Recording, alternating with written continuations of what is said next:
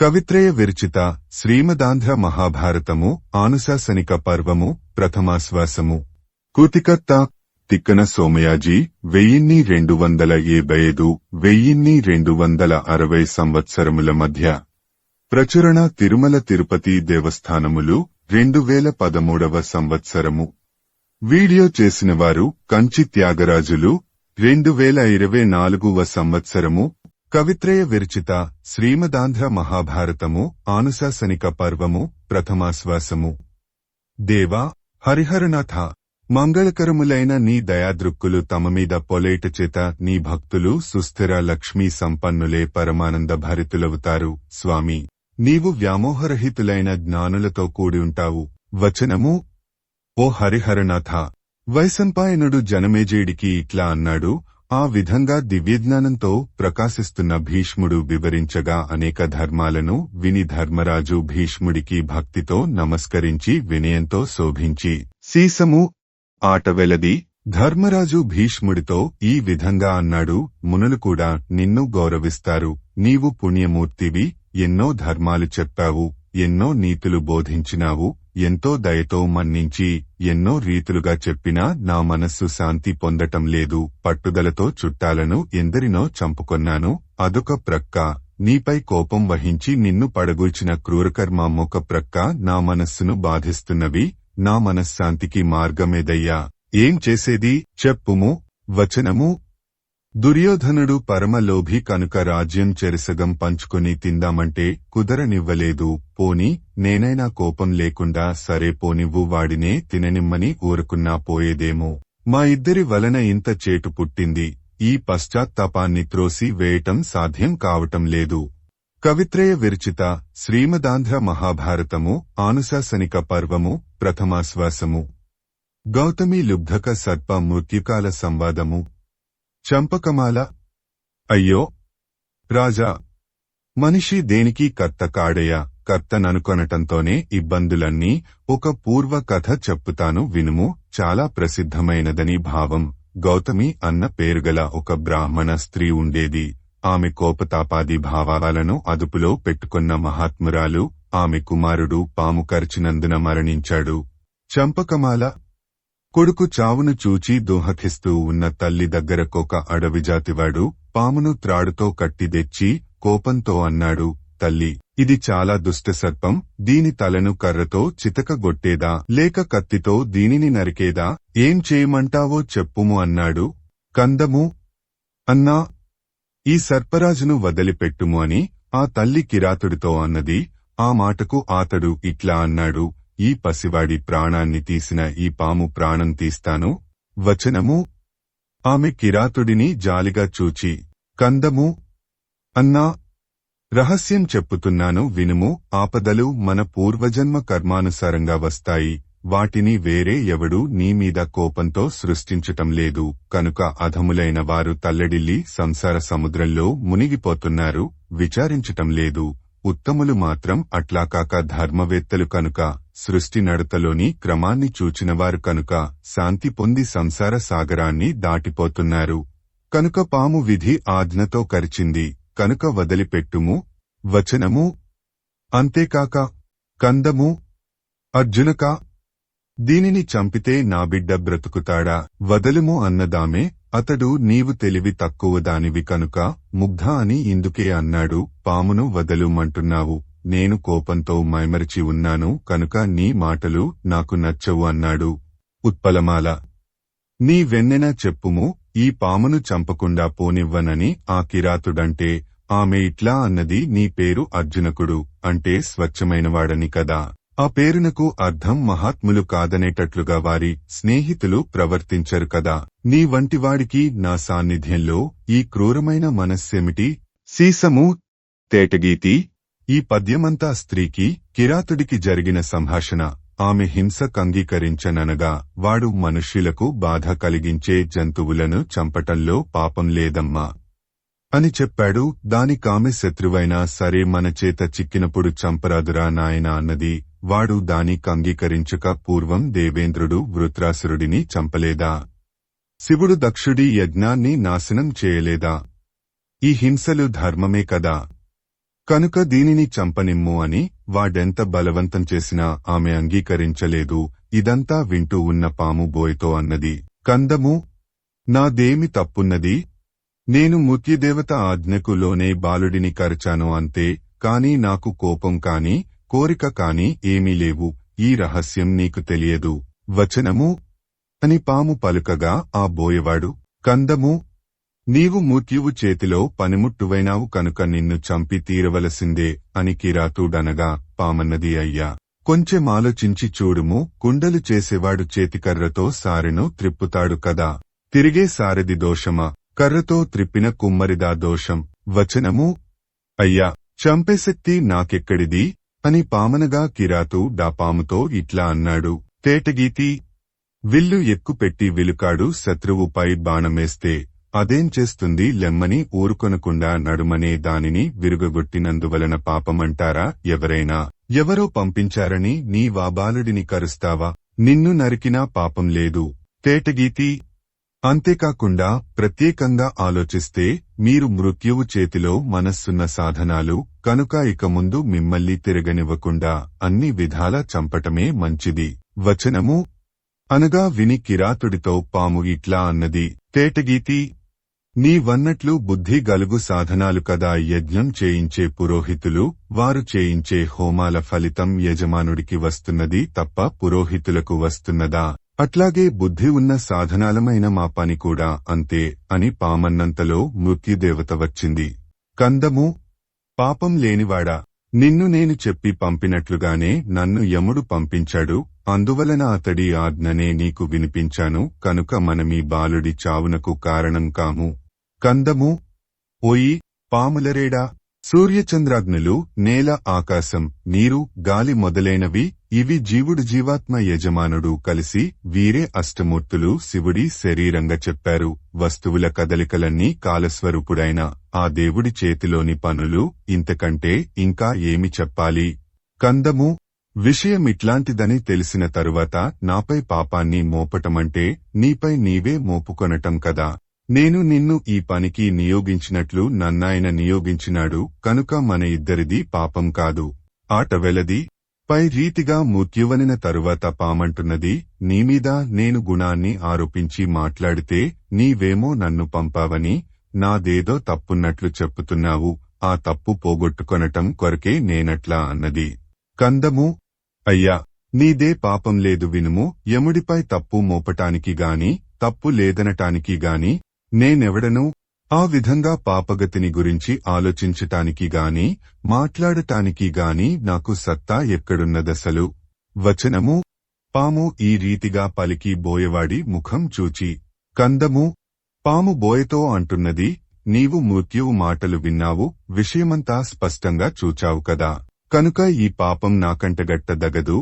అప్పుడు బోయ నవ్వి అన్నాడయ్యా, ధర్మరాజా, కందము, బోయ పాముతో అన్నాడు, నీవు మృత్యువు ఇద్దరూ పాపానికి వశమైన మనస్సు కలవారు కనుక మీరెంత చెప్పినా మీ మీదనున్న దోషాలు తొలగిపోతాయా? ఇందులో ఒరిగేదేమీ లేదు. మీరట్లా అన్నంత మాత్రాన నేనేమీ జడిసేది లేదు. వచనము అని అనగా మృత్యువు, పాము, కందము, మాదేమున్నది, తప్పు మాది కాదు, అంతా కాలానికి లోబడి నడుస్తుంది అని వారిద్దరన్నంతలో యముడు ధర్మ సందేహాన్ని పోగొట్టటానికి అక్కడికి ప్రేమతో వచ్చాడు. వచనము వచ్చి కిరాతుడిని చూచి, కందము, యముడీ విధంగా పలికాడు, నేను పాము మృత్యువు ఈ పసివాడి చావుకు కారణం కాము, మరేమిటంటే వీడి కర్మే పూనుకొని వీడికా చావును తెచ్చిపెట్టింది. కందము, ఉన్న విషయమేమంటే చెప్పుతాను వినుము. జీవుడు తాను చేసిన కర్మ వలననే పుట్టుక చావు పొందుతున్నాడు. అదే సుఖ దుఃఖాలకు కారణమవుతున్నది. తాను చేసిన కర్మను తప్పుకొనిపోవటం శివుడికి కూడా సాధ్యం కాదు. అంటే ఇక మనిషంతా. వచనము ఈ విధంగా పలికి, కందము, కాబట్టి మీరంతా ఈ చర్చ మానండి అనేటప్పటికీ ఆ బ్రాహ్మణ స్త్రీ తన జ్ఞానం యముడన్నమాట ఒకే రకంగా ఉన్నందున బోయవాడితో ఇట్లనింది, ఆట వెలది, పాపం లేనివాడా, అర్జునకా, ఇట్లాంటి దుఃఖం మన పాపం వలననే వస్తుంది. ఈ విధంగా పిల్లలు చచ్చిపోవటానికి వారి పాపకర్మే కారణం తప్ప ఎవరూ కారు.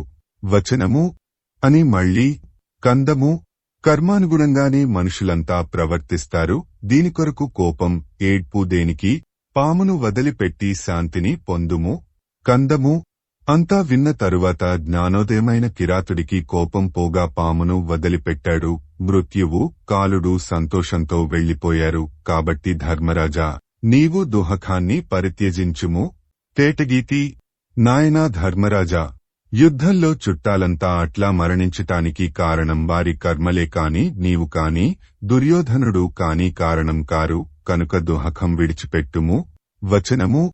ఈ గౌతమి, మృత్యువు, కాలుడు, బోయ, పాము వీరి సంభాషణ రూపమైన పురాణ కథ యొక్క భావాన్ని మనస్సులో పెట్టుకొని నీకు కలిగిన దుహకాన్ని తొలగించుకుని శాంతిని పొంది సుఖించుము అనగా ధర్మరాజు భీష్ముడితో ఇట్లా అన్నాడు. కవిత్రయ విరచిత శ్రీమదాంధ్ర మహాభారతము ఆనుశాసనిక పర్వము ప్రథమాశ్వాసము. అగ్నిదేవుడు సుదర్శనయ్యను కన్యకను వివాహంబు చేసుకొనుట. చంపకమాల. పుణ్యాత్ముడా, మనిషి గృహస్థాశ్రమంలో ఉండి మృత్యుభయం పోగొట్టుకొనగలడా అని ధర్మరాజు ప్రశ్నిస్తే తాతగారైన భీష్ముడు ధర్మానికి స్థిరంగా నిలబడగలిగితే ముక్తి పొందగలడు. దానికొక కథ ఉన్నది, చెప్పుతాను వినుము.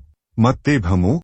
పూర్వం మనువంశంలో దుర్యోధను డనే రాజు పుట్టి ముల్లోకాలచేత మిక్కిలి స్తుతించబడేటట్లు పాలించాడు. అతడి అందాన్ని చూచి నర్మదానది ప్రేమావేశం పొంది స్త్రీరూపం ధరించి అతడిని పెండ్లి చేసుకున్నది. కందము. అందమైన ఆ నర్మదకు, ఆ రాజుకు దేవతా స్త్రీల అందాలను తిరస్కరించగలిగేటువంటి అందమైన కూతురు పుట్టింది. కందము. ఆ కన్యకు సుదర్శనని పేరు పెట్టి ప్రేమతో పెంచి తండ్రి తన అగ్నిశాలలో అగ్ని పరిచర్యల నిమిత్తం ఆమెను నియోగించాడు. వచనము. తండ్రి ఆ విధంగా నియోగించగా ఆమె ఆయా పనులను తప్పక చేస్తూ ఉన్న సమయంలో సీసము. తేటగీతి. ఏమి చెప్పేది? చిత్రంగా అగ్నిదేవుడు కూడా ఆమె పట్ల ఆకర్షితుడై క్రమంగా ఆమెయందు అనురక్తుడయ్యాడు. తనను పూజించేటప్పుడు ఆ సుదర్శన ఎర్రని వ్రేళ్ల కాంతికి అతడి మనస్సు ఆకర్షించబడింది. పరిచర్య చేస్తూ ఆమె ఏకాగ్రంగా చూచేటప్పుడు కళ్ల అందం ప్రేమను గెలకొట్టింది. ఇతరులను ఆయా పనులకు పురమాయించేటప్పుడు ఆ ముద్దులాడి తీపిమాట లాయనలో కోర్కెలను రెచ్చగొట్టేవి. నెమ్మదిగా పొయ్యిని ఊదేటప్పుడు ఆమె పెదవి వాసన అతడి ధైర్యాన్ని తూలిపోయేటట్లు చేసేది. దీనితో పాటుగా మరుడు భయం వీడి అగ్నిని సమీపించి తన పంచబాణాల పదను చూపించగా క్షణక్షణానికి విరహవేదన ఎక్కువ కాగా అగ్ని ధైర్యాన్ని పోగొట్టుకున్నాడు. వచనము. ఈ విధంగా అగ్నిదేవుడు మదనాన్ని ప్రభావంతో చలించిపోయి ఆ స్త్రీతో ఒంటరిగా ఈ విధంగా పలికాడు. సీసము. తేటగీతి. సుదర్శన. చిగురాకులను తృణీకరించే నీ పాదాల సొగసు నా చూపులను తనలో లీనం చేసుకున్నది. మారేడు పండ్ల అందాన్ని కాదనే నీ చనుల జంట నాకు నేత్రోత్సవాన్ని కల్పించింది. లేత తీగలను కాలదన్నే నీ శరీరమన్న తీగ నాకు మరుల తీగైనది. అడవిలో ఉండే ఈ తీగను తొక్కిన బాటసారులు దారి తప్పిపోతారట. నిండు జాబిల్లిని సిగ్గుపరిచే నీ గుండ్రని ముఖం నా గుండె దిటవును కూల్చివేసింది. ఇవి నాకు మన్మథుడు పెట్టిన బాధలు, కనుక నాకు రాణివి కమ్ము అని అనగా విని ఆమె ముఖం కొంచెం వంగి సిగ్గుతో సన్నని గొంతుతో ఇట్లా అన్నది. కందము. పురుషార్థ ప్రదాతవు నీవు. కులకన్యలు తలవాకిట్లో బయటివారితో ఇష్టానుసారంగా మాట్లాడుతారా? అట్లా మాట్లాడతగనవారు పెద్దలే కదా. వచనము. సుదర్శన ఆ విధంగా అనగా అగ్ని విని సరే అన్నాడు. ఆ తరువాత ఉత్పలమాల. ఆ దుర్యోధనుడు ఒక మహాయజ్ఞం చేయాలని తలపెట్టి బ్రాహ్మణులకనేక దానాలు చేస్తూ ఉండగా అగ్ని కూడా వాళ్లల్లో ఒక బ్రాహ్మణుడై వచ్చి రాజును అతడి కూతురును తనకు దానం చేయుమని అర్థించాడు. వచనము. ఆ రాజు. తేటగీతి. రాజు ఇట్లా తనలో తాననుకొన్నాడు, ఇతడు వేరే కులంవాడు, పైగా పేదవాడు, ఇతడికెట్లా కూతురు నివ్వగలను అని మనస్సులో అనుకుని ఇవ్వలేకపోయాడు. అగ్ని తన ప్రార్థన ఫలవంతం కాకపోగా వెళ్లి యజ్ఞ సమయంలో తన తేజస్సును ఉపసంహరింపజేశాడు. అగ్ని మండలేదు. కందము. రాజు, పురోహితులు చూచి విస్తుపోయారు. ఇదేమిటి అగ్ని మండటం లేదని, కర్మలోపం వలన ఇట్లా జరిగి ఉంటుందని భావించి ఇంకా గొప్ప మంత్రాలను ఉచ్చరిస్తూ వచనము. భవ్యమంత్రాలతో స్తుతిస్తుండగా ఆ అగ్ని వారితో తన విషయం చెప్పగా తేటగీతి. ఆ పురోహితులు అగ్ని కోర్కెను రాజుతో చెప్పగా అతడు గౌరవంతో సంతోషంతో కుమార్తె పెండ్లి చేశాడు. అగ్ని అందమైన బ్రాహ్మణ కుమారుడై ఆమెను వరించాడు. ఇది చూచి ప్రజలు ఆశ్చర్యపడ్డారు. వచనము: ఈ విధంగా తాను కోరిన సుదర్శన పెండ్లి వేడుకలనుభవించి ఆనందంతో ఉపసంహరించుకున్న రూపాన్ని ఉజ్జ్వలంగా ప్రకాశింపచేసి అగ్నిదేవుడు దుర్యోధనుడి యజ్ఞ పరిసమాప్తిని చేయించాడు. తరువాత కందము: భార్యాభర్తలకు గొప్ప గుణాలు కల కొడుకు పుట్టాడు. అతడికి సుదర్శనుడు అని తల్లి పేరే పెట్టారు. అతడు పెద్దవాడై రాజ్యభారాన్ని ధర్మదృష్టితో మోయటం మొదలుపెట్టాడు. వచనము: ఆ వేళలో ఆట వెలది. ఆ సుదర్శనునకు ఓఘవంతుడు, ఇతడికి ఓఘరథుడు, ఓఘవతి జన్మిస్తే ఆ తండ్రి కుమార్తెకు వరుడిని వెదుకుతుండగా ఈ పేర్లన్నీ నదీ ప్రవాహమన్న అర్థాన్నిచ్చేవే. తల్లి నర్మదానది కనుక మాతృవంశాన్ని సూచించే నామాలే వారు ధరిస్తూ వచ్చారన్నమాట. వచనము: ఇతరులను అంగీకరించక కందము: తండ్రి ఓఘవతిని సుదర్శనుడికిచ్చి పెండ్లి చేశాడు. ఆ అగ్నికొడుకు ఆమెను ప్రేమతో వివాహం చేసుకుని స్వచ్ఛమైన మనస్సుతో ఒక నిశ్చయానికి వచ్చాడు. వచనము: గృహస్థాశ్రమధర్మాన్ని పాటిస్తూ మృత్యువును జయిస్తాను అని శపథం చేసి ఓఘవతి తాను కలిసి కురుక్షేత్రానికి వెళ్లి అందమైన ప్రదేశంలో విశాలమైన పర్ణశాలను కట్టుకుని ఉన్నాడు. ఆ సమయంలో అతడు భార్యతో ఇట్లా అన్నాడు: తేటగీతి, ఇల్లాలా, నాకు అతిథి పూజ చాలా ఇష్టం కనుక నేనింట్లో ఉన్నా లేకున్నా నీవు నాకనుకూలంగా ఆ కార్యం జరిగేటట్లు చూడాలి. కందము: అతిథులు ఎవరి ఇంట్లో తమ కోరికల నెల్ల తీర్చుకొనటానికి వీలు కల్పించబడుతుందో ఆ ఇంటి యజమానుడు యజమానురాలు ఆ ధర్మాచరణ వలన కృతార్థులవుతారు. కందము: అతిథి నిన్ను కోరినా మనస్సులో జుగుప్స వహించి చాటుకుపోయి దాక్కొనకుండా అతడి కోర్కె తీర్చాలి. పతి చెప్పిన మాట ప్రతిదానిని సతి నెరవేర్చక తప్పదు. కవిత్రయ విరచిత శ్రీమదాంధ్ర మహాభారతము ఆనుశాసనిక పర్వము ప్రథమాశ్వాసము. సుదర్శను నింటికి ధర్మదేవత యతిథియే వచ్చుట. కందము: ఆ విధంగా అతడు చెప్పి సమిధల కొరకు అడవికి పోగా ఒక అతిథి అతడి పర్ణశాలకు వచ్చాడు. ఆ ఓఘపతి అతడికి ఆసనం మొసగటం వంటి మర్యాదలతో. కందము: ఆ గృహిణి అతి వినయంతో సపర్యలు చేయగా అతడామె ముఖం చూస్తూ ఓఘవతి, నీపై మరులుకొన్నాను, నా కోరిక తీర్చుము అన్నాడు. వచనము: గృహస్థ ధర్మ విధులు నీకు తెలిసినవే కదా అని చెప్పగా ఆ సతి కోరదగిన వేరే వస్తువులు కోరుకొమ్మన్నది. అతడవేమియూ నాకు అక్కర్లేదన్నాడు. అప్పుడు కందము ఆ పతివ్రత భర్త మాటలను గురించి ఆలోచిస్తుంది. తెంపు చేద్దామనుకొని మరలా చేయలేక అతిథి కోరికను చెల్లించాలనుకొంటుంది. కొంచెం సేపు మరలా శీలం పోతుందని భయపడుతుంది. తేటగీతి: ఈ విధంగా వివిధాలోచనలతో ఉయ్యాలలూగే మనస్సును ఎట్లాగో చివరకు ఒప్పించి భర్త మాటను నెరవేర్చాలనే నిర్ణయానికి వచ్చిందా అన్నట్లుగా సిగ్గు బరువున ముఖం వంచింది. కందము: సిగ్గుతో ముఖాన్ని వ్రాల్చటం ద్వారా ఆమె అంగీకారం తెలిపింది. జంకుమాని బ్రాహ్మణునితో రహస్య స్థలానికి వెళ్లినంతలో భర్త వచ్చాడు. ఆట వెలది. భర్త పర్ణశాల వాకిట్లోకి వచ్చి భార్యను పిలిచాడు. అతిథి ఆమెను మాట్లాడవద్దన్నాడు. ఆమె కూడా అతిథి శపిస్తాడేమోనన్న భయంతో మాట్లాడలేదు. సీసము: తేటగీతి, అగ్ని కొడుకు ఆ విధంగా భార్యను పేరెత్తి ఎంత పిలిచినా పలుకకపోయేసరికి లోపలికి చూచి ప్రేమతో మాట్లాడేసరికి భార్యనుద్దేశించి ప్రేమతో కొన్ని మాటలు అనేటప్పటికీ అతిథి ఇట్లా అన్నాడు: నీ భార్య నాకు ఆతిథ్యమిస్తున్నది, నీవా ధర్మం తెలిసినవాడవు కనుక మమ్ము కోపించవద్దయ్యా అని. ఆ మాటలు విన్న భర్త అట్లాగా సంతోషం. ఎవరి ఇంట్లో అతిథులు కోరినది పొందుతారో ఆ ఇల్లే పవిత్రం కనుక నీవన్నట్లే నడుచుకుంటాను. వచనము: ఆ విధంగా అని మరలా. ఉత్పలమాల: నా మాట ఎంతో మనస్సు అంతేటగీతి. దీనికి పంచభూతాలు అనగా నీరు, నిప్పు, ఆకాశం, భూమి, గాలి, సూర్యచంద్రులు అంతా సాక్షులే అన్నంతనే ఆకాశం నుండి ధర్మరాజా దివ్యవాణి ఇట్లా వినిపించిందయ్యా. స్పష్టంగా ఈ యజమాను డన్న మాట నిజం అని. ఆట వెలది. అప్పుడతడి దగ్గరకు వచ్చి చూడటానికి వీలు లేనంత కాంతితో శరీరం ప్రకాశించగా అతిథి అతడితో ఇట్లా అన్నాడు: సీసము, తేటగీతి, నేను ధర్మదేవతను, నీ వ్రతాన్ని పరీక్షించటానికి వచ్చాను. నీ ప్రతినకు ఎప్పుడు లోపం కలుగుతుందో అప్పుడు నిన్ను చంపుదామని మృత్యువు నీ వెన్నంటే తిరుగుతున్నది. దానిని జయించావు. కామక్రోధాది షట్ శత్రువులున్న మనస్సును పూర్వమే జయించావు. నీ భార్య కూడా నీవంటిదే, గొప్ప ధర్మచరిత్ర కలది.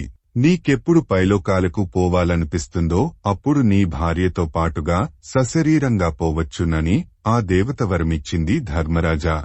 వచనము తాత్పర్యం ఆ విధంగా చెప్పి ఇంకా చంపకమాల మీ తపస్సులోని సగభాగంతో నీ భార్య ఓఘవతి అనే పేరుగల ఏరే మానవజాతిని పూతం చేస్తూ ప్రవహిస్తుంది. మిగిలిన తపశ్శక్తితో పూర్వం వలెనే నీకు పరిచర్యలు చేస్తూ ఉంటుంది. ఈ కథంతా నేనే మీకు కీర్తి కలిగించటం కొరకు మీ కొరకే కల్పించాను.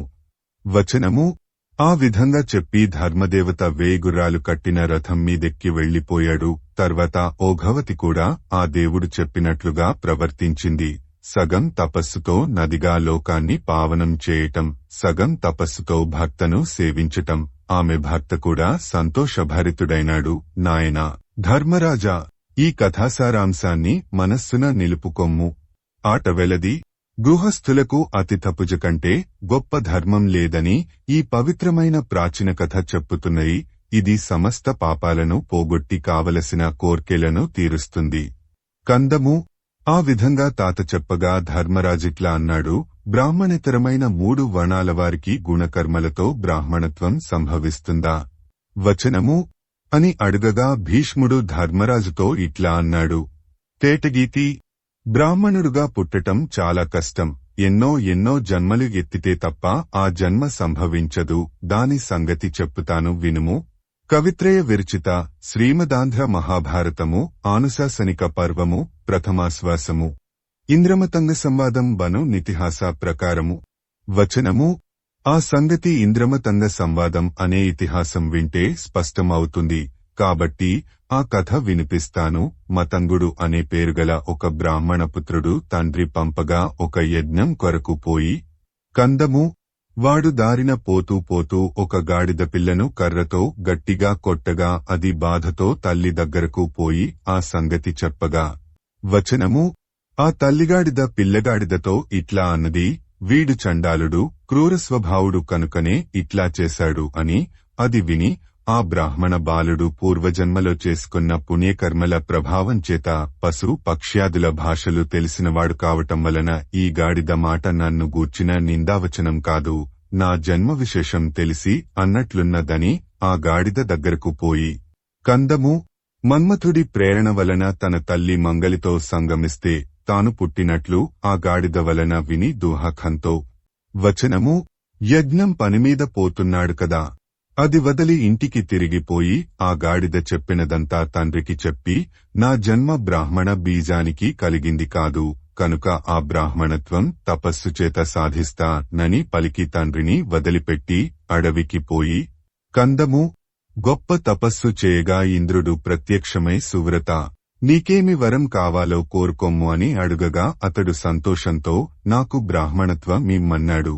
చంపకమాల మతంగుడట్లా చెప్పగా ఇంద్రుడు ఇట్లా అన్నాడు. బ్రాహ్మణత్వం ఇతర జాతులకందేది కాదు, మరొక వరం కోరుకొమ్ము అని. కాని అతడు మహాత్మా నీవు వెళ్ళుము, నా కోరిక ఫలించేంతవరకు నేనిట్లా ఇతరులకు సాధ్యం కాని తపస్సు చేస్తూనే ఉంటాను అని చెప్పగా అతడు వెళ్ళిపోగా. వచనము మతంగుడు ఒంటికాలిమీద నిలిచి 100 ఏళ్లు తపస్సు చేయగా మళ్లీ ఇంద్రుడు ప్రత్యక్షమై తేటగీతి నేను వద్దని చెప్పినా నీవు వినకుండా ఉన్నావు. చండాలుడు ఇట్లాంటి తపస్సు చేస్తే చస్తాడు తప్ప మేలు పొందడు, కాబట్టి నీకు ఈ తపస్సు తగదు. వచనము ఇటువంటి తపస్సునకు 10 రెట్లు తపస్సు చేసి చండాలుడు శూద్రుడొతాడు. అతడు 100 రెట్లు తపస్సు చేస్తే కాని వైశ్యుడు కాడు. అతడు 1000 రెట్లు చేస్తే క్షత్రియుడవుతాడు. అతడు 10,000 రెట్లు చేస్తే దుర్బ్రాహ్మణుడు అవుతాడు. అతడు 1,00,000 రెట్లు చేస్తే కాని బ్రాహ్మణుడు కాడు. కనుక ఆ మహాపదవి అల్పులకు పొందరాదు. ఒకవేళ పొందినా నిలుపుకొనటం కష్టం. కొందరు 1000 జన్మల తర్వాత బ్రాహ్మణులై పుట్టి కూడా ధనలోభాదుల వలన చెడిపోతున్నారు. కనుక నీ తపస్సు వదిలిపెట్టుము అని చెప్పి ఇంద్రుడు వెళ్లిపోయాడు. తరువాత కందము నూరేళ్లు కాలుబటన వేలిపై నిలిచి శరీరంలో తోలు ఎముకలు నరాలు తప్ప ఏమీ మిగులకుండున్నంతగా భయంకరంగా కనిపించేంతవరకు తపస్సు చేశాడు. ఆట వెలది. ఇట్లా తపస్సు చేసి అతని శరీరం శుష్కించి శక్తి అంతా క్షీణించిపోగా నేలపై కుప్పకూలిపోయాడు. అప్పుడు మిక్కిలి వేగంతో ఇంద్రుడు వచ్చి అతడిని పడకుండా చక్కగా పట్టుకొని, అయ్యా, నేనిదివరకే చెప్పలేదా? వచనము: క్షత్రియుడికి కూడా లభించని ఆ బ్రాహ్మణత్వమన్న పులితో ఆటలాడటం మానివేస్తే నీకొక వరమిస్తానని ఇంద్రుడంటే అతడు సరేనన్నాడు. అప్పుడు ఇంద్రుడు ప్రేమతో, ఆట వెలది. చండదేవుడనే పేరుతో కీర్తిశాలివై స్త్రీల పూజలందుతూ కామరూపంతో పక్షిభావం పొంది సంతోషంతో విహరించుము. కందము అని వరమిచ్చి ఇంద్రుడు వెళ్లాడని విన్న ధర్మరాజు భీష్ముడిని ఇట్లా ప్రశ్నించాడు: ఇతరులకీ విధంగా బ్రాహ్మణత్వం పొందరానిదే అయితేటగీతి. కవిత్రయ విరచిత శ్రీమదాంధ్ర మహాభారతము ఆనుశాసనిక పర్వము ప్రథమాశ్వాసము. విశ్వామిత్రునకు బ్రాహ్మణ్యంబు గలిగిన తెగంగు. వచనము: బ్రాహ్మణత్వం ఇతరవర్ణాల వారికి లభ్యం కాదన్నావు కదా, మరి విశ్వామిత్రుడెట్లా పొందగలిగాడో చెప్పుము అని అడిగిన ధర్మరాజుతో భీష్ముడిట్లా అన్నాడు: సీసము తేటగీతి. జాహ్నవీదేవికి తండ్రి అయిన జహ్నుడికులంలో గాధి అనేవాడు జన్మించాడు. అతడి కూతురు సత్యవతి. ఆమెను భృగుకులంలో పుట్టిన రుచికుడనేవాడు భార్యగా నిమ్మని ఆమె తండ్రి గాధిని కోరాడు. గాధికి ఇష్టం లేదు. అందుకని ఒక చెవి నల్లగా ఉన్న తెల్లని 1000 గుర్రాలను శుల్కంగా తెస్తే ఇస్తానన్నాడు. అభిమాన ధనుడైన రుచికుడు వరుణుడి దగ్గరకు వెళ్లి యాచించాడు. ఆయన ఇవ్వటానికి ఒప్పుకొని ఈ క్రింది విధంగా అన్నాడు: కందము, నీవెక్కడ కోరితే అక్కడ అట్లాంటి గుర్రాలు పుట్టుతాయి అని వరుణుడన్నాడు. సంతోషించి ఆ రుచికుడు వరుణుడిని ఆశీర్వదించి గంగానది ఉత్తరపు టొడ్డున. వచనము: నియమంతో సంకల్పించగానే వెంటనే గాధి చెప్పిన విధంగా 1000 గుర్రాలు నేల నుండి పుట్టి ఎదుట నిలిచాయి. దానివలన కన్యాకుబ్జానికి కొద్ది దూరంలో ఉన్న ఆ ప్రదేశం అశ్వతీర్థమని ప్రసిద్ధికెక్కింది. రుచికుడు ఆ గుర్రాలను ఇచ్చాడు. గాధి సంతోషంలోనూ ఆశ్చర్యంలోనూ శాపభయంలోనూ మునిగిపోయాడు. ఆ ముప్పేట భావంతో కూతురుకు ఆ గుర్రాలను శుల్కంగా అంగీకరించాడు. తేటగీతి. రాజు రుచికుడికి తన కూతురు సత్యవతినిచ్చి వెంటనే పెండ్లి చేశాడు. ఆ ముని గృహస్థాశ్రమాన్ని సంతోషంతో నడుపుతూ సంతానం కావాలనుకుని భార్యతో అన్నాడు. వచనము: రుచికుడు క్రొత్తగా కాపురానికి వచ్చిన భార్యతో ఇట్లా అన్నాడు: నీకు సంతానాన్నివ్వగల చరువును సంపాదిస్తాను అన్నాడు. అంతకుముందే సత్యవతి తల్లి గాధి భార్య తన అల్లుడు మహానుభావుడన్న సంగతి తెలిసినది కాబట్టి కూతురుతో చెప్పింది, నాకు కొడుకును అనుగ్రహించుమని నీ భర్తతో చెప్పుమని. ఆమె భర్తతో ఆ మాట చెప్పింది. ఆ ధర్మమూర్తి. తేటగీతి. ఒకటి గొప్పగా వెలిగే బ్రాహ్మణత్వం కల కుమారుడినిచ్చేది, మరొకటి తీవ్రమైన రాజభావం కల కొడుకును కల్పించేది అయిన 2 చెరువులను రుచికుడు నిర్మించాడు. వచనము: భార్యక 2 చెరువులను చూపించి, ఇది బ్రాహ్మణ కుమారుడిని, ఇది క్షత్రియుడైన కొడుకును ఇస్తుందని దేనికది చెప్పి నీ తల్లికి క్షత్రియ చెరువునిచ్చి నీవు బ్రాహ్మణ చెరువును తీసుకొని ఋతుకాలంలో నీవు మేడి చెట్టును నీ తల్లి రావి చెట్టును కౌగలించుకోవాలని చెప్పాడు. తరువాత వారుపయోగించేవేళ దైవవశాత్తుగా కందము. రుచికుడు చెప్పిన చెరువులు చెట్లు తల్లి కూతుళ్లకు మారిపోగా ఆ ఇద్దరకు గర్భాలు కూడా ఆ విధంగానే తారుమారయ్యాయి. వచనము: ఆ ముని దివ్యజ్ఞానం కల మహాత్ముడు కనుక. ఆట వెలది. రుచికుడు తన భార్య గర్భపద్ధతిని పరీక్షించి తరుణి, నీ కడుపులో పెరిగే బిడ్డ దుర్మార్గుడైన రాచకొడుకు తప్ప బ్రాహ్మణ కుమారుడు కాడు. వచనము: చెరువులు చెట్లు తారుమారు కావటం వలన ఇట్లా జరిగిందని చెప్పటం విని ఆమె దుఃఖంతో బాధపడుతున్న మనస్సు కలదే.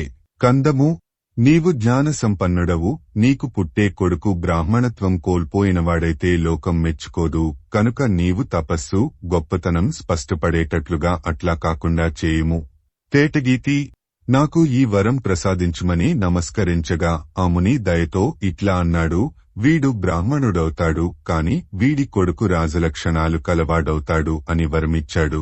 వచనము: ఆ విధంగా ఆ ముని ఆనతిచ్చిన విధంగా సత్యవతికి బ్రాహ్మణుడైన జమదగ్ని కొడుకుగా క్షత్రియ తేజస్సుతో పరశురాముడు మనుమడే పుట్టాడు. గాధి భార్యకు విశ్వామిత్రుడు జన్మించాడు. కందము ధర్మరాజా, రాజే కూడా చరితరు గుణాల తారుమార్చేత అతడిలో బ్రాహ్మణత్వ స్ఫురణ, తపశ్శక్తి మిక్కిలి ఎక్కువగా కలిగాయి. కవిత్రయ విరచిత శ్రీమదాంధ్ర మహాభారతము ఆనుశాసనిక పర్వము ప్రథమాశ్వాసము. వీతహవ్యం డను రాజునకు బ్రాహ్మణత్వంబు గలిగిన ప్రకారము. వచనము అనగా విని ధర్మరాజు వీతహవ్యుడనే రాజు బ్రాహ్మణత్వాన్ని పొందాడని వింటాం, ఆ సంగతి తెలుపుము అని అడుగగా అతడితో భీష్ముడిట్లా అన్నాడు, మనవుకు పుట్టిన శర్యాతి వంశంలో హైహయుడు అనే రాజు పుట్టి వత్సదేశాధీశుడే వెలుగొందాడు. అతడికి వీతహవ్యుడు అనే మరొక పేరు కూడా ఉండేది. అతడి 10 మంది భార్యలు, వీరిలైన 100 మంది పుత్రులను కన్నారు. ఆ మహారథులు పరాక్రమ ప్రదర్శన కుతూహలంతో సీసము, తేటగీతి, కాశీరాజైన హర్యశ్వుడిని యుద్ధానికి పిలిపించి ఒకేసారి అందరూ పైబడి పరాక్రమంతో చంపారు. అతడి తరువాత అతడి కొడుకు సుదేవుడనే వాడు పట్టం కట్టుకోగా మరల అతడిని చంపారు. అతడి కొడుకు దివోదాసుడనేవాడు రాజైనాడు. వాడి మీదకు పోయి మరల వాడిని ఓడించగా వాడు పారిపోయి ప్రసిద్ధమునీశ్వరుడైన భరద్వాజమునిని ఆశ్రయించాడు. కందము తన వంశాన్ని వీతహవ్యుడి కొడుకులు చంపటం వినిపించగా ఆ భరద్వాజముని విని భయపడకుము, నీకొక శత్రు సంహారైన కొడుకును సృష్టిస్తాను అన్నాడు. వచనము అని పుత్రుడిని కలిగించే యజ్ఞం చేసి ప్రతర్దనుడనే పేరుగల కొడుకును సృష్టించాడు. అతడు పుట్టటం తోటే 13 ఏళ్లవాడుగా పుట్టి వేదాలను విలువిద్యను నేర్చాడు. చంపకమాల మునిదేతో ఆవరించిన తేజస్సును పొంది తండ్రి తనను యువరాజును చేసి ఆజ్ఞాపించగా దండెత్తిపోయి వీతహవ్యుడి కొడుకులనందరినీ అవలీలగా శౌర్యంతో చంపాడు. కందము ప్రతర్దనుడు కొడుకులనందరినీ చంపి వీతహవ్యుడి మీదకు దూకగా అతడు భయపడి భృగు మహర్షి ఆశ్రమానికి పారిపోయాడు. ఆట వెలది పారిపోయి భయం తోపగా పలికినంతనే ఆ ముని అతడిని తన శిష్య సమూహంలో దాచాడు. కాశీరాజు కొడుకు కూడా వెన్నంటి ఆశ్రమానికి వచ్చి తగురీతిగా కందము మునిశ్రేష్ఠుడికి నమస్కరించినంతనే ఆయన నీవిక్కడకు వచ్చిన కారణమే మని అడిగాడు. ఆ రాజకుమారుడు మహాత్మా, నీవు మా మధ్య సాక్షివే వినాలి. వచనము అని చెప్పి తన వంశమంతా వీతహవ్యుడి కొడుకుల చేతిలో నాశనం కావటం, తాను వాళ్లనందరినీ చంపటం, వీతహవ్యుడు యుద్ధంలో తన చేత ఓడిపోయి పారిపోవటం చెప్పి మునీంద్ర, ఆ రాజిక్కడ దాక్కున్నాడు కనుక అతడిని చంపటానికి వచ్చాను అని చెప్పగా విని ఆ మునిశ్రేష్ఠుడు అన్నాడు, కందము చెప్పుతున్నాను వినుము, ఇక్కడ రాజవంశీయుడెవడూ లేడు, ఉన్న వారంతా బ్రాహ్మణులే. చూడు మని దయతో వీతహవ్యుడితో కూడియున్న తన శిష్యులను చూపించాడు. వచనము అలా చూపించగా తాను పరీక్షగా చూచి ఆట వెలది. అతడు నవ్వి మహర్షి పాదాలకు నమస్కరించి, మహాత్మా, నేను దేనికొరకు ఇంతకాలం ప్రయత్నించానో ఆ ప్రయోజనం నెరవేర్చుకోగలిగాను. అదేమంటే క్షత్రియుడైన వీతహవ్యుడిని అతడి జాతికి దూరం చేసి బాధపడేట్లు చేయగలిగాను. కందము మహాత్మా, నీ మాటకు అసత్యదోషమంటుతుందా? ఇక నేను సెలవు తీసుకొంటాను, నన్ను దయతో చూడుము అని చక్కగా వినయంగా చెప్పేసరికి ముని సంతోషంతో ఆ రాజును పంపాడు. ఆట వెలది. తరువాత వీతహవ్యుడు కూడా మహాతపశ్శక్తి గల ఆ మునీంద్రుడి గొప్ప మాటల ప్రభావంతో బ్రాహ్మణుడై గృత్సమదుడనే కొడుకును కన్నాడు. వచనము వీతహవ్యుడికి సుతేజసుడు మొదలుగా గల పుత్రపౌత్రులనేకులు జన్మించారు. వారంతా మహాబ్రాహ్మణులే, అనేక విద్యలనే ముత్యాలను పండించారు. ఆ వంశానికి మూలం వీతహవ్యుడే. నాయనా పాండవాగ్రజ, ఇంకా ఏమడుగుతావో అడుగు చెప్పుతాను అన్నంతనే ధర్మరాజడిగాడు. మహాత్మా, దైవం, పౌరుషం ఇందులో ఏది గొప్పది? కొందరు మనిషి చేతిలో ఏమున్నది అంతా దైవానిదే అంటున్నారు, మరికొందరు దేవుడు అన్నం పెట్టుతాడా, మనమే వండించుకొనాలి అంటున్నారు కనుక అని అడిగితే ఆ మానవోత్తముడు భీష్ముడన్నాడు, పూర్వం నీవలెనే వశిష్ఠుడు బ్రహ్మనడిగాడు. ఆయన చెప్పిన మాటలు నీకు చెప్పుతాను, సారాంశం గ్రహించుము అని ఇట్లా చెప్పసాగాడు. కవిత్రయ విరచిత శ్రీమదాంధ్ర మహాభారతము ఆనుశాసనిక పర్వము ప్రథమాశ్వాసము. భీష్ముండు ధర్మరాజునకు దైవపౌరుషంబుల తెగం గయింగించుట. కందము పౌరుషంచేను దైవం విత్తు, ఈ రెండు కలవగలిగేటట్లు ప్రయత్నించే మనిషి చక్కని ఫలం పొందగలడు. కందము మనిషి ఏ పని చేయకుండా కూర్చుంటే దైవం మాత్రమేం చేస్తుంది? మనుషులు పనులు చేస్తే ఆయా ఫలాలను దైవమిస్తుంది తప్ప. తేటగీతి రాజులలో గొప్పవాడా, దైవం సహకరించకపోతే పౌరుషం ఫలవంతం కాలేదు, విత్తు తోడ్పాటు లేకుండా నేల బీడు పడ్డట్లు అవుతుంది తప్ప ఫలాన్ని ఇస్తుందా? ఇవ్వదని భావం. తేటగీతి మేలు చేస్తే రెండు లోకాలలో మేలే, కీడు చేస్తే కీడే, కనుక మనిషి ప్రయత్నానికి అనుకూలించే స్వభావం కల దైవం పని ఏదైతే అదే ఫలితాన్నిస్తుంది. మేలో కీడో నీవే ఎంచుకొని చేయాలి. కందము ధర్మజ నిప్పు కొంచెమైనప్పటికీ గాలితో పెరిగి ప్రకాశించినట్లు మంచి పనులు చేయటం వలన దైవానుకూల్యం పెరుగుతుంది. కందము రాజా నేయి తగ్గిపోతే దీపకాంతి తగ్గిపోతుంది కదా, అట్లాగే మనిషి చేసే కర్మలలో పవిత్రత లోపిస్తే దైవానుకూలత కూడా లోపిస్తుంది. తేటగీతి పరశురాముడు మొదలైన వారు మహాత్ములైన కర్మలు బహుసూక్ష్మ రహస్యం కలవి కావటంచేత వారికి దైవం కలుషితమైపోయింది. దాని ప్రభావానికి వారు లోనుకాక తప్పలేదు. కాబట్టి కర్మ దైవం తక్కువ విషయాలు కావు. కందము ఆలోచిస్తే ఒక పని ఫలవంతం కావటానికి దైవ పౌరుషాలు రెండూ ఉండి తీరాలి. కనుక ఆ రెండింటిలో ఎక్కువ తక్కువలు లేవు, రెండూ సమానమే. వచనము ఆ విధంగా చెప్పటం విని ధర్మరాజు మంచి పనులకు కలిగే ఫలమెట్లా ఉంటుందో వినాలని కుతూహలంగా ఉన్నదనగానే తాత భీష్ముడిట్లా అన్నాడు. సీసము తేటగీతి అలసిపోయిన బాటసారికి అన్నం పెట్టటం కంటే గొప్ప ధర్మం లేదు. దానివల్ల వచ్చే ఫలితాన్ని ఎంచటానికి వీల్లేదు. అగ్ని ఆరాధనం వలన మంచి ప్రయత్న సిద్ధి కలుగుతుంది. మంచివారికి దానం చేస్తే ఆయా వస్తువుల సిద్ధి కలుగుతుంది.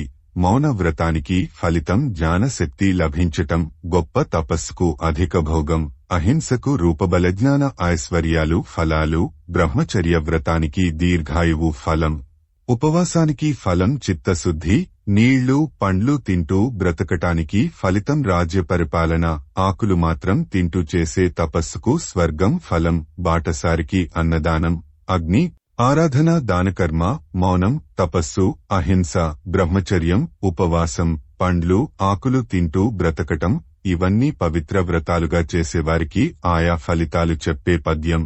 కందము భూమికి అధిపతివైన ఓ రాజా, వేదం పఠిస్తే సౌఖ్యము, దానికర్థం గ్రహిస్తే సుగతి, సత్యవ్రతానికి ముక్తి ఫలితం. కందము మనిషి చేసే మంచి పనులకు చెడ్డ పనులకు ఆయా సమయాలలో ఆయా కర్మల వల్ల మంచి చెడు ఫలితాలు కలుగుతాయి. ఎట్లాగంటే కాలానుగుణంగా చెట్లకు ఆకులు పువ్వులు కాయలు పండ్లు కలిగినట్లుగా మంచి చెడ్డ ఫలితాలు కూడా కలుగుతాయి. వచనము ఆ విధంగా ఉదాహరణ పూర్వకంగా బోధించి చంపకమాల ముసలితనం రాకతో జుట్టు దంతాలు చెవులు కళ్ళు ముసలవుతాయి, కాని కోరికకు మాత్రం ముసలితనం రాదు. ప్రాణాలున్నంతవరకు పోనీ రోగమది, అది రోగమని కూడా అల్పబుద్ధులైన నరులు ఆలోచించరు. పండితులు కూడా సుఖాలు మరిగి కోరిక అన్న రోగాన్ని పోగొట్టుకుందామన్న ఆలోచన మనస్సులోనికి కూడా రానివ్వరు. కందము లోకానురక్తులైన వారికి పాపపుణ్య కర్మలు దుఃఖాన్ని కలిగిస్తే, మమకారం లేనివారికి విరక్తులకు ఆ ఫలాలు కలుగవు. వారికి సుఖదుఃఖ అనుభవం ఉండదు, రెంటిని ఒకటిగానే చూస్తారు. వచనము అని చెప్పగా పాండవులంతా బ్రహ్మానంద భరితులయ్యారు. అప్పుడు భీష్ముడు ధర్మరాజుతో అన్నాడు, ఈ విషయం పూర్వ మునులు చెప్పగా మనకు దక్కిన విద్య, అదే నీకు చెప్పాను. ఇంకా ఏమీ వినాలనుకుంటున్నావో చెప్పుము అనగానే ధర్మరాజు తమ జీవితాలకు ఆధారమైన యజమానుని ఎడల అతడి దగ్గర బ్రతికే వారెట్లా నడుచుకునాలో చెప్పుము అని అడుగగా భీష్ముడతడితో ఈ విధంగా అన్నాడు. కవిత్రయ విరచిత శ్రీమదాంధ్ర మహాభారతము ఆనుశాసనిక పర్వము ప్రథమాశ్వాసము. కూతికర్త తిక్కన సోమయాజీ 1275 1260 సంవత్సరముల మధ్య ప్రచురణ తిరుమల తిరుపతి దేవస్థానములు 2013వ సంవత్సరము. వీడియో చేసినవారు కంచి త్యాగరాజులు 2024వ సంవత్సరము